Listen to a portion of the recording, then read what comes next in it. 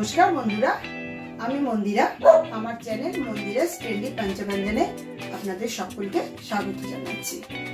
রোজের মতন আজকে আবার আরেকটা রেসিপি নিয়ে এসেছি। এটা হলো আচারি কাতলা। আচারি কাতলা বানাতে কি কি লাগবে, কেমন করে বানাবো সব দেখাবো। তার আগে আমি রিকোয়েস্ট করছি, যদি আমার রান্না পছন্দ হয়ে থাকে তাহলে লাইক, শেয়ার, কমেন্ট করতে ভুলবেন না।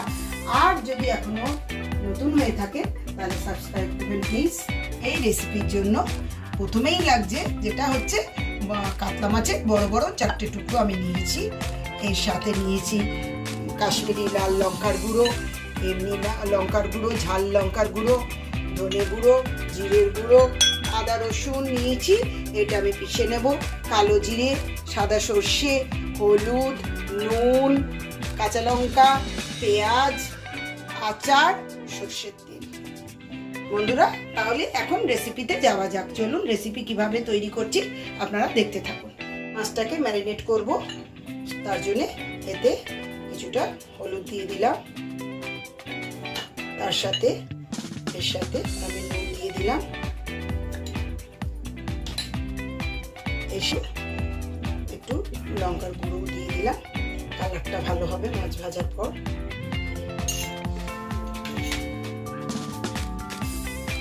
তেলও দিয়ে দিলাম,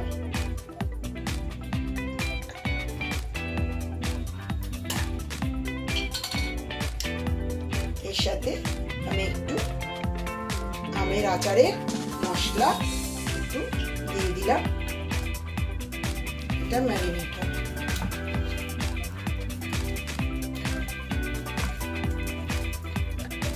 মাছটা ম্যারিনেট হয়ে গেছে। ম্যারিনেট হওয়ার পর 10 মিনিট মতন আমি রেখে দেবো, যাতে মশলাটা মাছের মধ্যে অনেকটা। আমি গ্যাসটা জ্বেলে দিচ্ছি, এবার কড়াই বসিয়ে দিলাম, মাছ ভাজবো। আমি আগে এই সাদা সর্ষেটাকে কিছুক্ষণ গুঁড়িয়ে নেব, নাহলে জল দিলে পিষতে ভালো পেশা হয় না। আগে একটু গুঁড়িয়ে নেব, তারপরে আমি এটাকে জল দিয়ে পিষে নেব।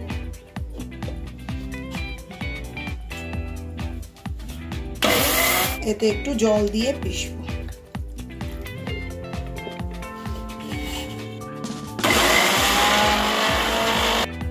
আমি সর্ষেটা এরকম ভাবে পিষে নিয়েছি।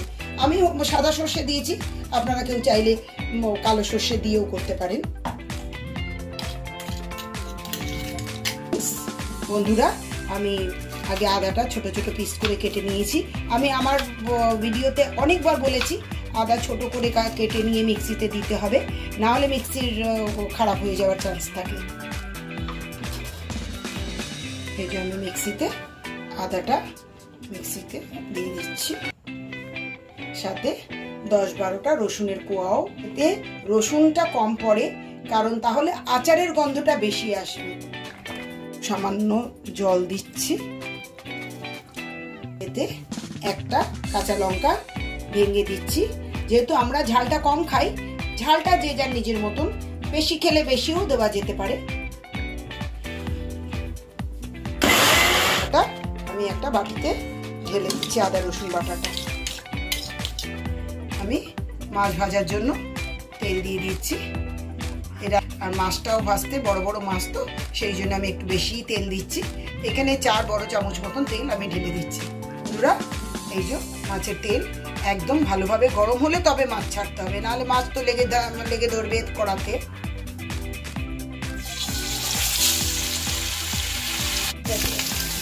দিচ্ছি এক দিকটা দিচ্ছি।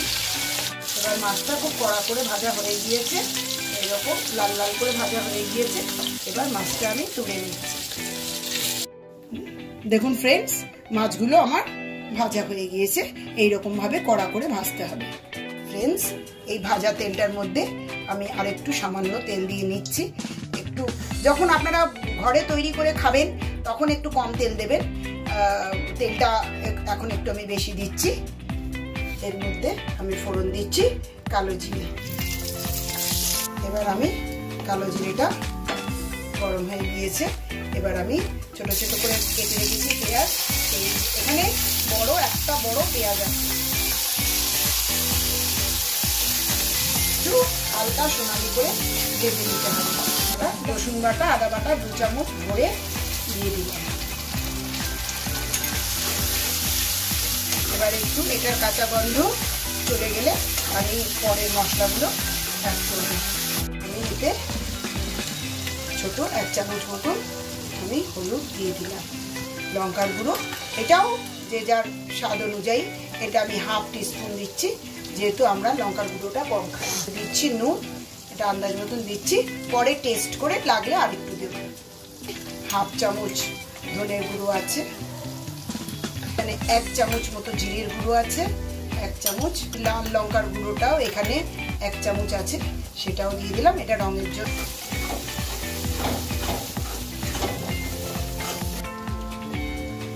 এটার মধ্যে আমি 1/2 চামচ চিনি অ্যাড করলাম, আমি ভালো করে কষাবো। একটু মিষ্টি দিলে ভালো হবে, কারণ আচারটা টক মিষ্টি ঝাল হবে। দেখুন তেল ছেড়ে গিয়েছে, কষানোটা হয়ে গিয়েছে।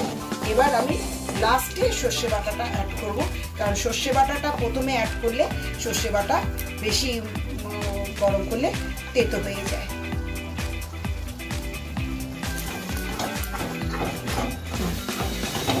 সর্ষে বাটা দেওয়ার পর আমি 2-3 মিনিট এটাকে কষিয়ে নিচ্ছি, সবটাই একসাথে কষিয়ে নিচ্ছি। আমি এখন এখানে আমি গরম জল করে রেখেছি, এই 1.5 কাপ 2 কাপ মতন জল আমি এর মধ্যে দিয়ে দিচ্ছি। এদিকে একটু আচার আমি একটু জলে গুলে দিচ্ছি। এই যে আমি আমটার মধ্যে একটু জল দিয়ে গুলে রাখছি। এই যে গুলে নেওয়ার পর এই যে এরকম হলো। তবে আমটা আমি বিশেষ দেব না, আমটা একটু কম দেব, আমটা আমি তুলে রাখবো, এতে বেশিটা ওই যে আমের যেটা জুস টুসগুলো আছে। বন্ধুরা এই যে ঝোলটা ফুটে উঠেছে, এবার আমি মাছগুলো আস্তে আস্তে করে মাছগুলো দিয়ে দিচ্ছি। উপর দিয়ে আমি 2-3টে কাঁচা লঙ্কা দিয়ে দিলাম। বন্ধুরা এবার আমি একটু ঢাকা দিচ্ছি, ঢাকা দিয়ে আমি 5-7 মিনিট রাখবো। ফিরে এলাম প্রায় 7 মিনিট পর, এই যে এরকম ফুটছে, ধীরে ধীরে ফুটছে। এবার আমি আচারটা দিয়ে দেওয়ার পরেও আর কিছুক্ষণ স্ট্যান্ডিং টাইম রাখবো।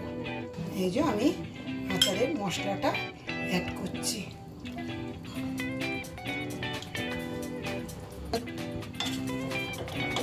এরকম দিয়ে কিছুক্ষণ রাখলেই আমাদের হয়ে যাবে।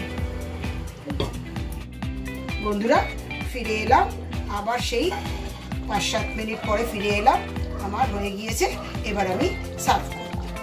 এবার প্লেটিং করছি, আমাদের রান্নাটা হয়ে গিয়েছে। বন্ধুরা এবার আমি এটার উপরে গ্রেভিটা এর উপরে দিয়ে দিচ্ছি। বন্ধুরা আমার এই মাছের আচারি কাতলা মাছ একদম রেডি হয়ে গিয়েছে। আপনারাও বাড়িতে বানান, খান, এনজয় করুন। আর আমার যদি রেসিপি ভালো লাগে তাহলে লাইক, শেয়ার, কমেন্ট করতে ভুলবেন না। আর নতুন হয়ে থাকলে সাবস্ক্রাইব করতে ভুলবেন না। আবার দেখা হবে আমাদের পরের রেসিপিতে।